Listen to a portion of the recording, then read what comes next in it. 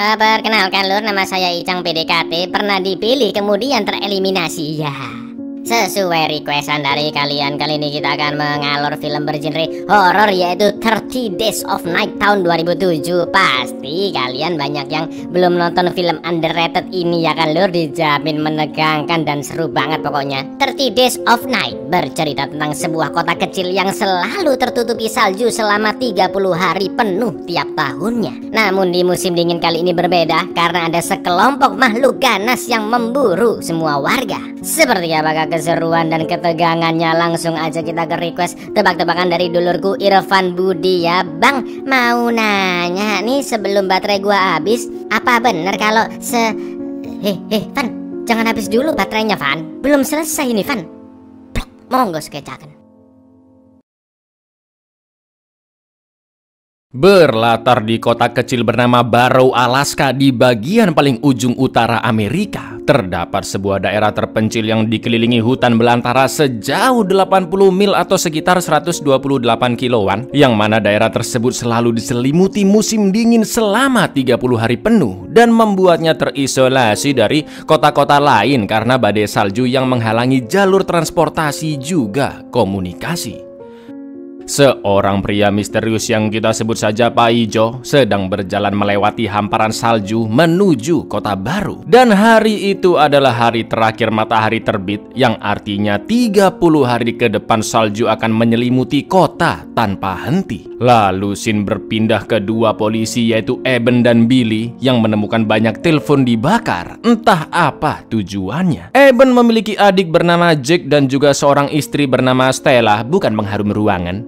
Namun rumah tangga mereka sedang hancur dan Stella berencana pergi dari kota. Karena saat OTW ke bandara Stella mengalami kecelakaan, dia pun meminta bantuan Eben untuk mengantarkannya. Di sini terlihat Eben yang malas bertemu dengannya dan meminta rekannya Billy untuk mengantarkan Stella. Billy pun langsung menjemput Stella di lokasi kecelakaan dan OTW ke bandara. Tapi sayangnya pesawat terakhir sudah terbang dan itu artinya Stella harus menunggu selama 30 hari di sana. Sementara itu Eben bertugas mengecek anjing-anjing milik sebuah keluarga karena ada info dari kantor bahwa ada kejadian buruk yang menimpa anjing-anjing itu. Lalu malam harinya saat Billy sampai di kandang anjing, terlihat semua anjing telah tewas dengan kondisi yang sangat mengenaskan, penuh cabikan dan tidak lumrah. Inilah malam selama 30 hari.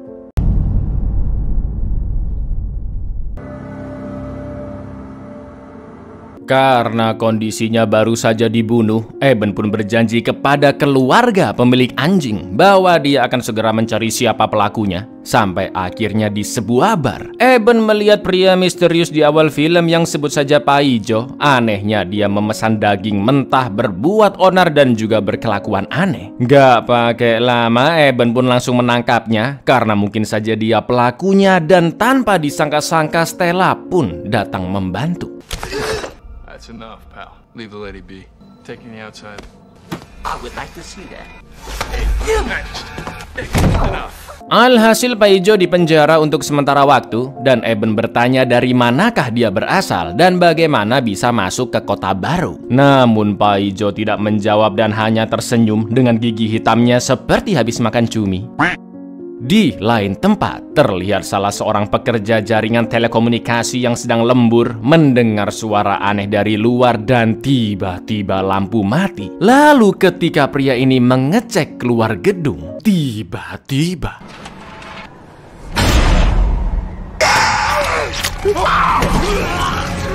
tidak hanya pekerja tadi, 3 pekerja proyekan juga menjadi sasaran kelompok yang sosoknya belum terlihat jelas. 2 orang langsung dibunuh seketika, kecuali Mbak Dennis yang berhasil kabur.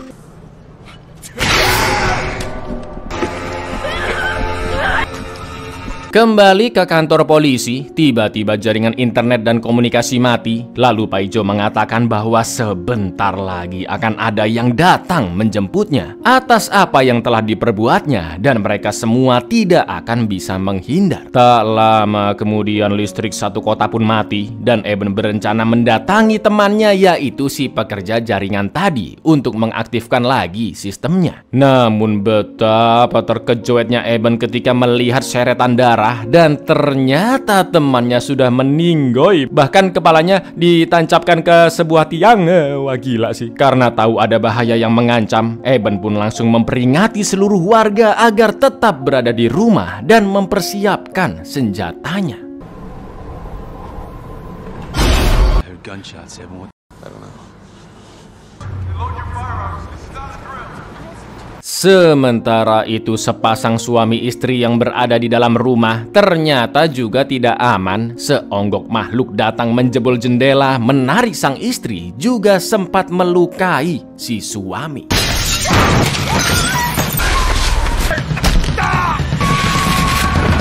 Di kantor polisi, Pak Ijo terus ngoceh jika mereka akan datang, dan karena dia mencekik Jake, untungnya Eben datang tepat waktu dan langsung menembak lengannya. Eben pun bertanya siapa orang-orang yang dimaksud oleh Pak Ijo dan telah membunuh dengan sadis. Tapi lagi-lagi Pak Ijo tidak mau menjawabnya. Sambil ditemani Stella, mereka berdua pun berkeliling untuk mencari tahu apa yang sebenarnya terjadi. Sampai akhirnya makhluk itu datang berusaha menyerang dan berhasil ditembak oleh Eben.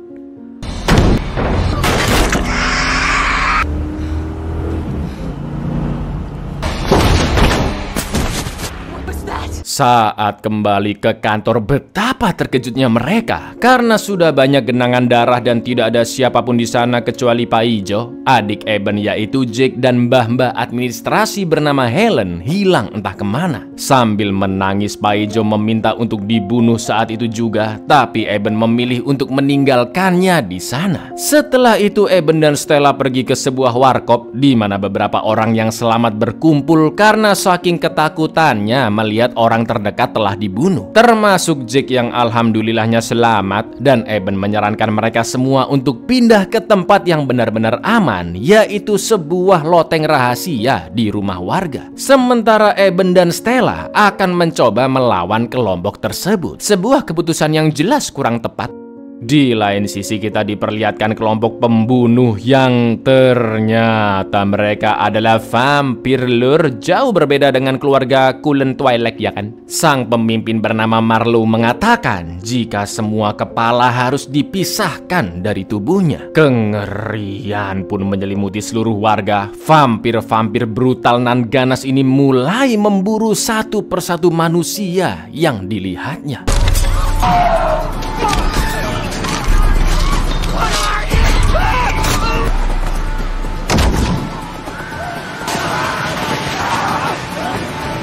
Eben dan Stella yang lanjut keliling kota, tiba-tiba mobilnya terhenti bukan karena pertaletnya habis, tapi karena ditahan oleh kelompok vampir. Eben pun sempat menembak kepala salah satu vampir hingga hancur, tapi mobil mereka langsung digulingkan. Lalu yang terjadi?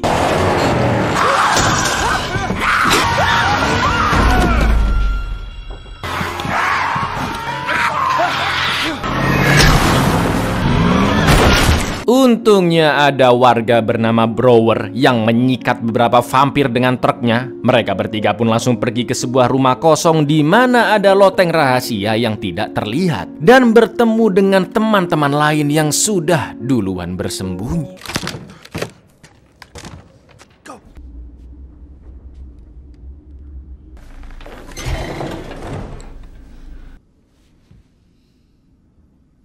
Sedikit demi sedikit mereka semua tahu bahwa makhluk yang kemungkinan besar adalah vampir itu sangat-sangat susah dibunuh. Karena harus bertahan hidup, Eben ingin untuk sementara waktu mereka menjatah makanan dan juga tidur bergantian sampai menemukan solusi melawan vampir-vampir tersebut. Sementara itu di kantor polisi, Pak Ijo kedatangan tamu komplotan vampir dan gak pakai lama Marlowe pun langsung mengkletek kepalanya hingga tewas. Karena Pak Ijo dulu bermasalah dengan komplotan itu.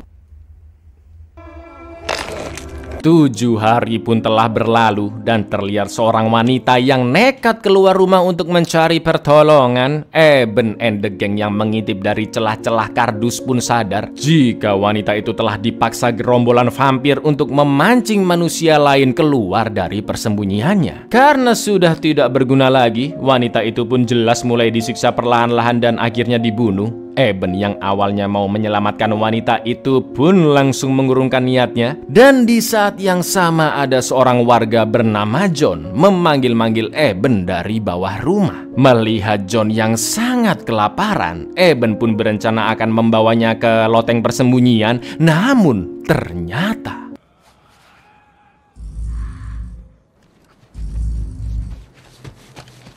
Leg hurts. I know. Safe place. How long have you been under there? I'm not sure. We'll get you something to eat. ya, ternyata John yang tergigit sudah mulai berubah menjadi vampir, lur. Tanpa sadar dia mulai mencekik Eben saking kelaparannya. Sampai-sampai pistol pun terlempar. Untungnya di sana ada sebilah kapak yang langsung digunakan Eben untuk memenggal kepala John saat dia tersangkut di ayunan. Sumpah ini ngeri banget sih, lur.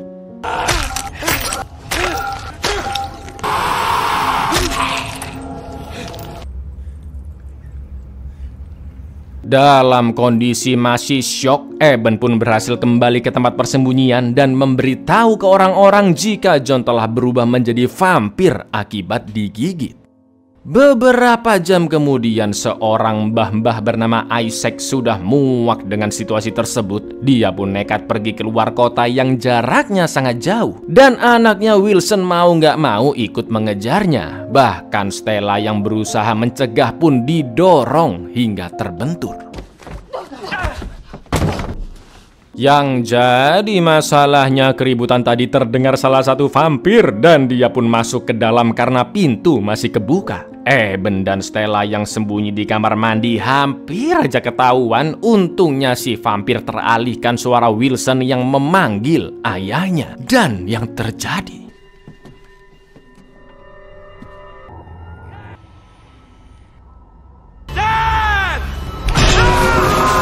Eben dan Stella masih bisa selamat dan loteng persembunyian mereka juga tidak ketahuan. Di hari ke-18 badai salju pun datang dan mumpung penglihatan jadi kurang jelas, Eben DKK pun memanfaatkannya untuk gerak cepat OTW ke supermarket. Di sana mereka akan mengambil pasokan makanan, obat-obatan, baterai, dan peralatan lainnya. Lalu tiba-tiba terdengar suara aneh dari pojokan yang ternyata ada bocil vampir sedang memangsa seseorang sampai kepalanya putus. Kekacauan pun sempat terjadi dan dengan terpaksanya Jake memenggal kepala bocil vampir dengan kapak. Wanna play with me?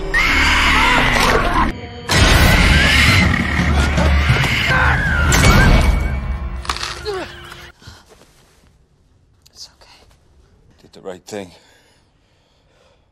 Karena badai salju sudah mereda, mereka pun berencana untuk melawan para vampir yang mungkin saja tidak tahan dengan sinar matahari. Meskipun berhasil atau tidaknya masih gambling, mereka tetap akan mencoba dengan menggunakan sinar ultraviolet sebagai pengganti matahari. Eben pun akan mengambil resiko untuk melakukannya, sedangkan orang-orang lain diminta pergi ke kantor polisi. Gak pakai besok-besok, Eben pun langsung berlari menuju rumah warga yang memiliki lampu ultraviolet sambil terus berteriak memancing vampir-vampir mengejarnya. Sampai akhirnya mbak-mbak vampir membuka pintu rumah dan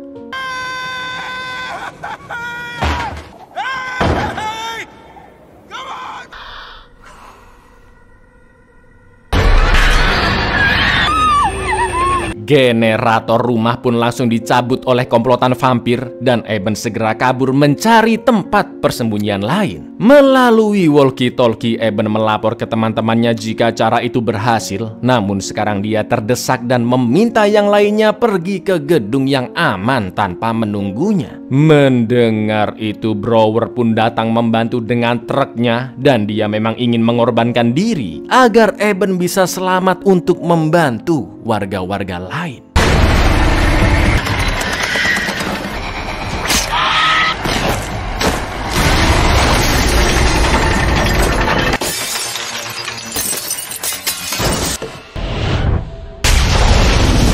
Beberapa vampir pun berhasil dibunuh, sementara Brower yang sudah sekarat langsung dihancurkan endasnya oleh sang pemimpin Marlowe, sedangkan Eben segera pergi menuju kantor polisi. Ternyata salah seorang pria mulai berubah menjadi vampir karena terkena gigitan bocil vampir yang tadi, yang mana akhirnya pria ini meminta dieksekusi oleh Eben di salah satu ruangan tertutup.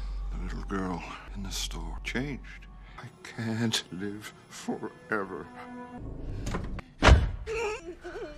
Sekarang hanya tersisa 5 orang saja, yaitu Eben, Stella, Jake, Dennis, dan Lucy. Mereka semua tetap berada di kantor polisi, dan di hari ke-27, Eben melihat ada kode SOS dari rumah rekannya Billy. Mengetahui sahabatnya itu masih hidup, Eben pun langsung menjemputnya sambil ditemani oleh Stella. Betapa terkejutnya Eben dan Stella melihat istri dan anak Billy telah dibunuh oleh Billy sendiri, hanya karena tidak ingin mereka mati dikoyak-koyak oleh vampir. Billy sebenarnya juga ingin bundir, tapi pistolnya tiba-tiba macet. Eben sempat emosi karena bisa-bisanya Billy membunuh keluarganya sendiri. Lalu mereka bertiga segera kembali ke kantor polisi yang ternyata sudah kosong. Eben pun beranggapan adiknya Jake, Dennis, dan Lucy sudah OTW ke sebuah pabrik, tempat yang dirasa aman di kota itu. Saat mereka akan menyusul, terlihat seorang bocil bernama Gil yang masih hidup dan langsung diselamatkan oleh Stella. Namun ternyata ada seonggok vampir yang melihat dan suka nggak suka Eben harus mengalihkan perhatiannya, sementara Billy, Stella, dan Gil disuruh pergi duluan ke pabrik.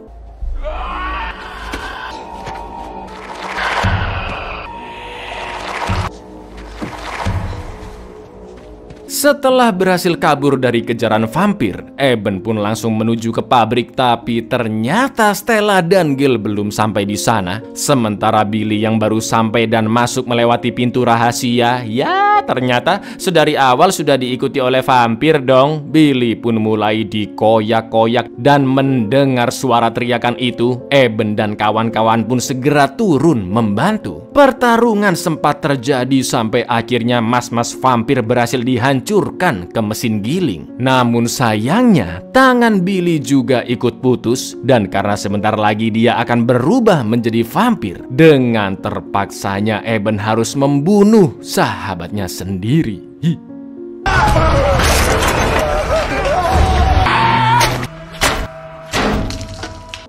Sumpah ini film cukup sadis dan sangat-sangat mencekam lulur beneran. Beberapa hari pun telah berlalu dan malam itu adalah malam terakhir mereka terjebak. Karena besok pagi matahari akan terbit yang membuat vampir-vampir itu pergi dari kota baru. Tiba-tiba saja Eben mendapat kabar dari Stella lewat walkie-talkie bahwa dirinya beserta Gil masih hidup dan sedang bersembunyi di bawah truk karena komplotan vampir masih terus berkeliling. Di lain sisi, Marlowe mulai membocorkan pipa oli dan membakar kota. Tujuannya apa, Lur? Agar manusia-manusia yang tersisa keluar dari persembunyiannya, dan yang paling penting adalah menutupi jejak keberadaan mereka, ya kan? Di mana kebakaran itu akan dianggap sebagai kecelakaan yang menewaskan banyak warga, dan kelompok vampir yang entah dari mana datangnya ini akan terus memangsa dari satu kota ke kota lainnya.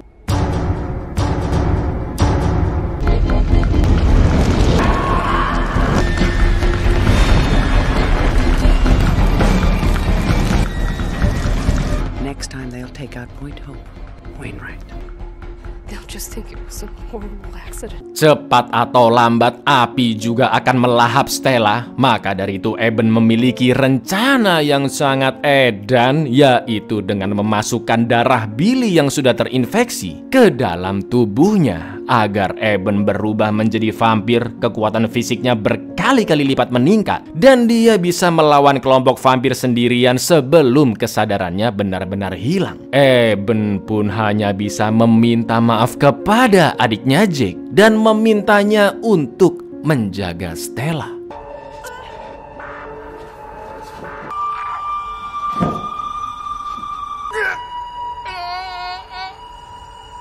Thanks, little brother.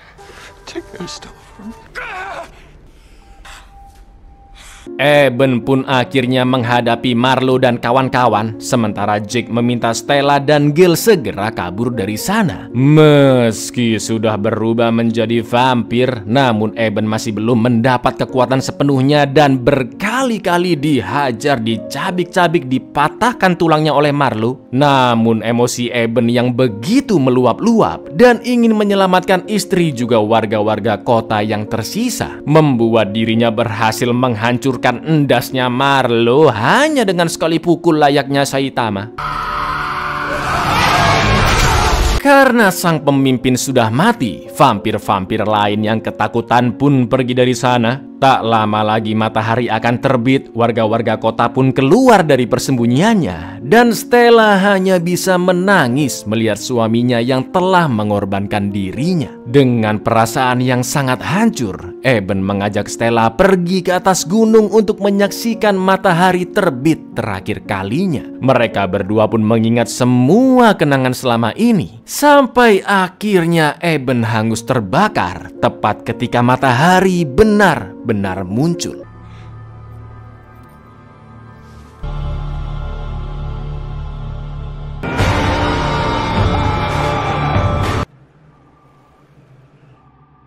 Buyar, ada dua hal panas yang bisa mengalahkan vampir. Satu matahari, dua lidah netizen. Ya, assalamualaikum lur.